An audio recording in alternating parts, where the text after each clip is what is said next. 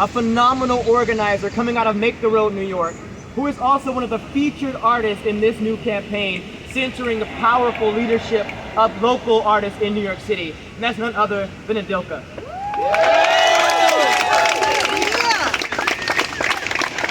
Good morning. So like Jawanza mentioned, my name is Adilka. I use she and they pronouns. I'm an organizer, a trainer, an artist. I grew up in the Make the Road family. Lots of love to Vocal and everyone else who's here.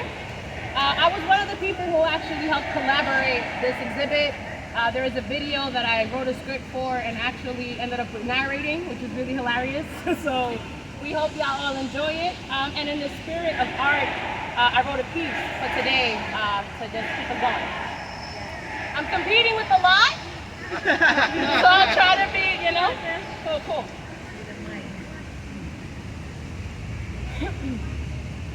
When asked about freedom, Assata Shakur said she knew more about what freedom isn't than what it is.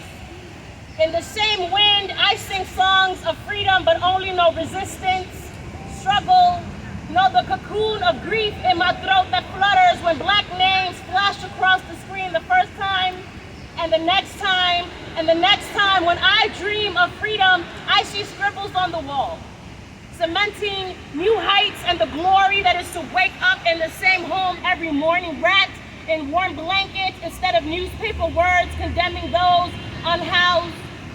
Homes encased with laughter between babies and elders, constant conversations with the earth beneath my feet, a legacy of compassion, of taking care of one another. When I dream of freedom, loved ones come back home after a supermarket run, after prayer, after chilling on the block. I dream of black children never knowing handcuffs, inside school hallways, inside their homes, in front of their siblings. I dream they never know bullet for skin.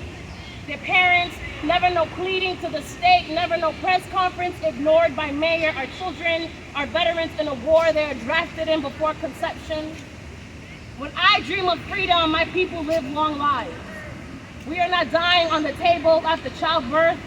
We are believed when we ache and we tremble. There is dignity in seeing the doctors who can look us in the eyes and settle storms of uncertainty. There is dignity and kindness. No sweets at dawn, where the only things left are bleach-coated footsteps and whole livelihoods swallowed by broken windows, broken promises. When I dare to dream about freedom, prisons and jails are obsolete. The metal that caged our families melted and molded to hold the weight of swinging little ones in the park, trees swaying in the background, whispering tales of tomorrow, a breath of fresh air, a breath. I dream until we're free. Thank you.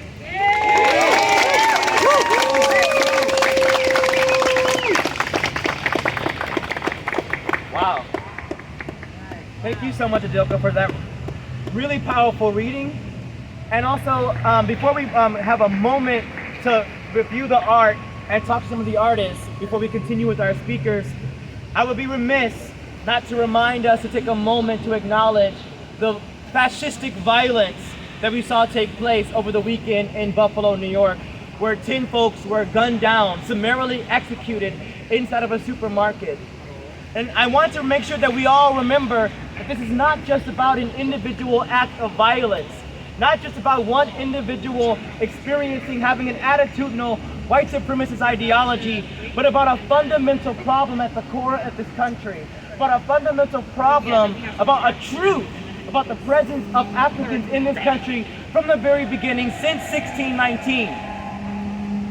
That for us to understand that our public policies, our decisions in City Hall, our decisions in Albany, in the White House, etc., our decisions in this public space, our decisions in the way that we engage with each other and in the world that we articulate, all of it is interconnected. All of it is complex, and we have to be able to hold that complexity. How our public policy drives the fruit of fascism. It drives the fruit of violence, and that we have a way to respond.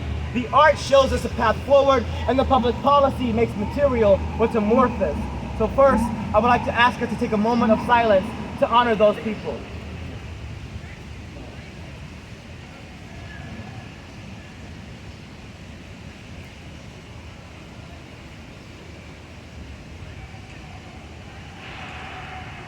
Thank you.